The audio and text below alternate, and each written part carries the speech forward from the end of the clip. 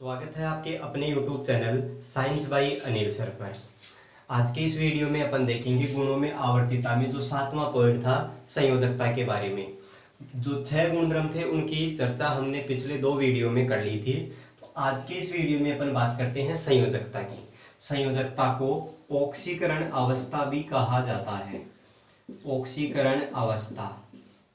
अब संयोजकता होती क्या है या ऑक्सीकरण अवस्था क्या होती है, तो इसको समझते हैं। प्रत्येक परमाणु स्थायी होना चाहता है, उसके लिए उसके पास 2 तरीके होते हैं कि या तो वो अपने बाहरी कक्षा के इलेक्ट्रॉनों को त्याग दे या बाहरी कक्षा में वो इलेक्ट्रॉन ग्रहण कर ले, जिससे उसकी बाहरी कक्षा पूरी भर जाएगी।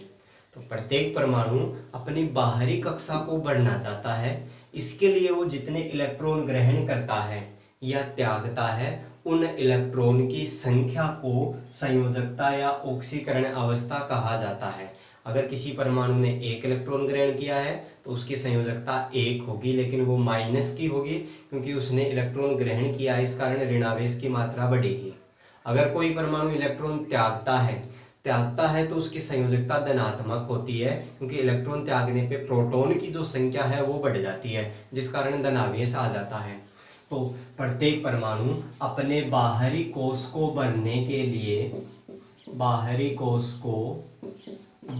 के लिए जितने इलेक्ट्रॉन ग्रहण करता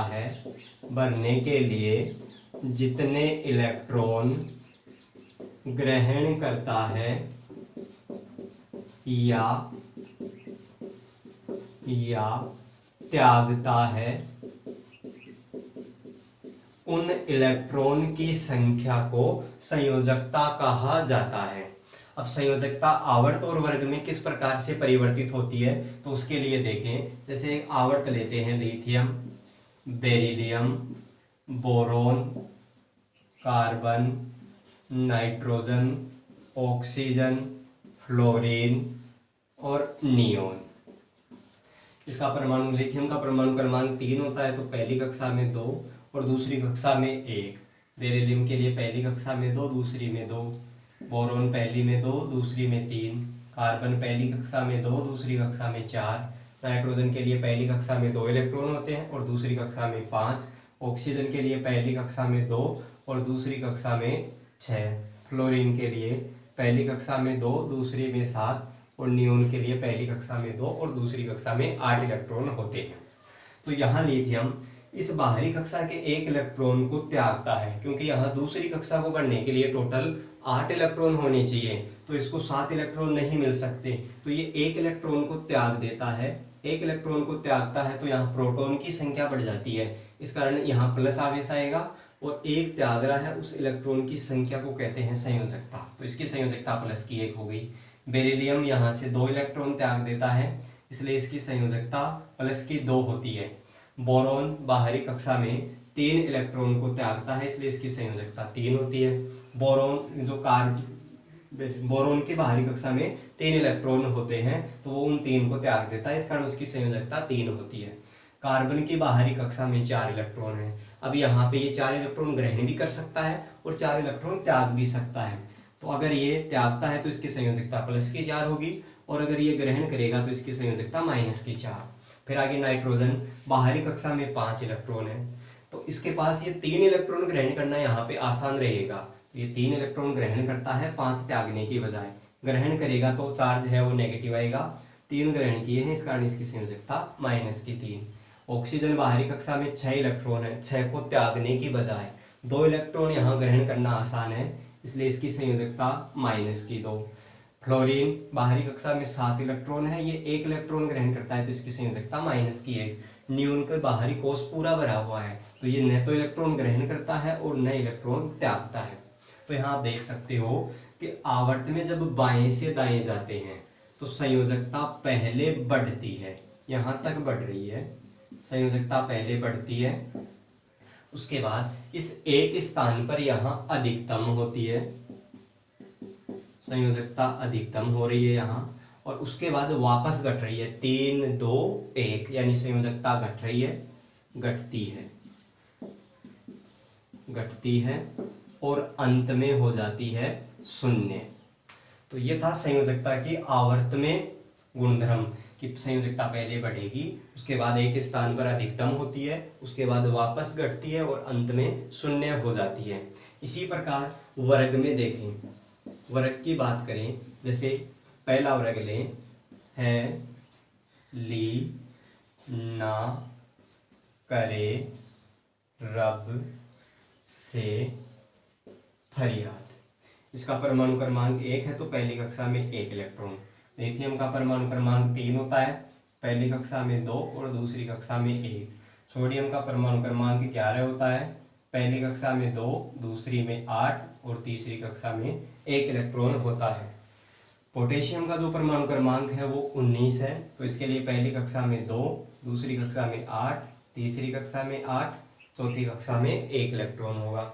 रुबिडियम, इसका परमाणु क्रमांक 37 होता है, पहली में 2, दूसरी में 8, तीसरी में 8, चौथी कक्षा में 18 और पांचवी कक्षा में 1 इलेक्ट्रॉन होता है। सीजियम, इसका परमाणु क्रमांक 55 होता है, तो इसके लिए पहली कक्षा में 2, दूसरी में 8, तीसरी में 8, चौथी कक्षा में 18, पांचवी कक्षा में 18 और छठी कक्षा में 1 इलेक्ट्रॉन होगा। इसी प्रकार फ्रांसियम के लिए भी देखें तो उसकी भी अंतिम कक्षा में 1 इलेक्ट्रॉन होता है। तो ये अपने बाहरी कोश से सभी के परमाणु में बाहरी कोश में 1-1 इलेक्ट्रॉन है। ये बाहरी कोश के इस 1 इलेक्ट्रॉन को त्याग देते हैं।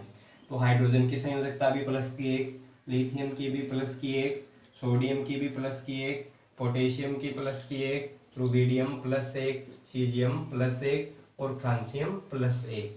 तो यहाँ आप देख सकते हो वर्ग में ऊपर से नीचे जाने पे संयोजकता में कोई बदलाव नहीं होता, अर्थात संयोजकता अपरिवर्तित रहती है। तो ये था पहला गुणधर्म संयोजकता आज का। इसके बाद दूसरा देखते हैं परमाणु आकार। परमाणु आकार की बात करते हैं। परमाणु आकार क्या होता है? नंबर 8 परमाणु आकार।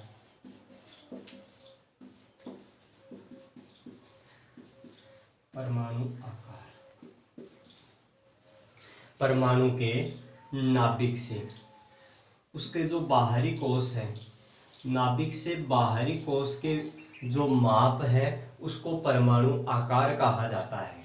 परमाणु के आकार को कुछ त्रिज्याएं हैं वो निर्धारित करती हैं, जिसमें सहसंयोजक त्रिज्या हो सकती है, वांडरवाल त्रिज्या हो सकती है और धात्विक त्रिज्या होती है। तो नाभिक से बाहरी कोश के आकार दूरी को परमाणु आकार कहा जाता है। अब इसमें हम देखते हैं पहली त्रिज्या सहसंयोजक त्रिज्या। सहसंयोजक त्रिज्या, सहसंयोजक त्रिज्या की बात करते हैं। सहसंयोजक त्रिज्या कोवेलेंट रेडियस RC, ये क्या होती है? जैसे ये एक ही तत्व का परमाणु है, ये एक परमाणु है और ये एक दूसरा परमाणु, ये दोनों परमाणु एक ही तत्व से बने हैं। जैसे अपन मान लें कि ये इसका नाभिक और ये इस परमाणु का नाभिक है, दोनों हाइड्रोजन के ही परमाणु हैं। एक ही तत्व के जो दोनों परमाणु हैं वो आपस में सहसंयोजक बंध से बंधे हुए हैं। अब इन परमाणुओं के ये जो नाभिक हैं, इस नाभिक के बीच की दूरी का आधा करें तो इसका आधा यहाँ होगा। इस दूरी को कहा जाता है कोवेलेंट रेडियस RC, सहसंयोजक त्रिज्या RC। एक ही तत्व के सहसंयोजक बंध से बंधे हुए परमाणुओं के नाभिकों के बीच की दूरी का आधा सहसंयोजक त्रिज्या कहलाती है। इसे RC से दर्शाया जाता है। दूसरी होती है वांडरवाल त्रिज्या। नंबर 2 वांडरवाल त्रिज्या। वांडरवाल त्रिज्या RW, वांडरवाल त्रिज्या। ये क्या होती है कि ठोस अवस्था में निकट स्थित अनाबंधित अणु, जैसे ये एक परमाणु और ये दूसरा परमाणु, ये दोनों परमाणु आपस में बंध बना लेते हैं और यहाँ अणु का निर्माण हो रहा है। इसी प्रकार एक ये दूसरा परमाणु यहाँ ले, जिसने यहाँ बंध नहीं बनाया है, इसके साथ इसने बंध नहीं बनाया, यहाँ इस दूसरे परमाणु के साथ इसने बंध बना रखा है और यहाँ ये अणु बन रहा है। तो यहाँ दो अणु हो गए, एक तो अणु ये है, जैसे हम इसका क्रम डाल देंगे 1 2, इसी प्रकार 3 नंबर और 4 नंबर के जो परमाणु हैं ये भी आपस में जुड़ते हैं और अणु का निर्माण करते हैं। इसी प्रकार पहले और दूसरे जो परमाणु हैं ये भी आपस में जुड़कर अणु का निर्माण करते हैं। तो ये ठोस अवस्था में निकट स्थित ये अनाबंधित अणु हैं, ये अणु और ये अणु, इनके ये जो परमाणु हैं, इन परमाणुओं के ये नाभिक है, इस नाभिक के बीच की दूरी का आधा इसको कहा जाता है वांडरवाल त्रिज्या। आपको यहाँ दिख रहा होगा शायद। वांडरवाल त्रिज्या क्या है कि जो ठोस अवस्था में निकट स्थित अनाबंधित अणु, बिना बंधे हुए अणु हैं, उनके जो परमाणु हैं, इन परमाणुओं के नाभिकों के बीच की दूरी का आधा वांडरवाल त्रिज्या कहलाती है RW। वांडरवाल त्रिज्या का मान सहसंयोजक त्रिज्या से ज्यादा होता है। हम ये कहें RW का मान RC से ज्यादा होता है। तो ये थी दो त्रिज्याएं जो परमाणु के आकार को निर्धारित करती है। तीसरी एक और देखते हैं, धात्विक त्रिज्या क्या होती है। धात्विक त्रिज्या कि धातु का कोई क्रिस्टल जालक है, धातु के क्रिस्टल जालक में निकट स्थित परमाणु है, एक परमाणु ये और दूसरा परमाणु ये निकट स्थित दो परमाणु हैं। इन परमाणुओं के ये जो नाभिक हैं, इन नाभिकों के बीच की दूरी का आधा, इसको कहा जाता है धात्विक त्रिज्या। यह है धात्विक त्रिज्या। धातु के क्रिस्टल जालक में निकट स्थित दो परमाणुओं के नाभिकों के बीच की दूरी का आधा धात्विक त्रिज्या कहलाती है। तो धात्विक त्रिज्या, सहसंयोजक त्रिज्या और वांडरवाल त्रिज्या, ये तीनों त्रिज्याएं परमाणु के आकार को निर्धारित करती हैं। यहाँ वांडरवाल त्रिज्या का मान सबसे अधिक होता है और जो सहसंयोजक त्रिज्या है उसका मान कम होता है। उसके बाद लास्ट गुणधर्म है, उसकी बात करते हैं धात्विक और अधात्विक गुणधर्मों के बारे में। धात्विक और अधात्विक गुण। नंबर 9, धात्विक व अधात्विक गुणधर्म।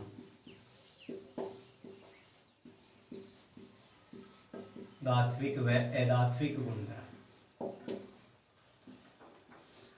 धात्विक और अधात्विक गुणधर्मों के लिए देखें तो जो धातुएं हैं, धातु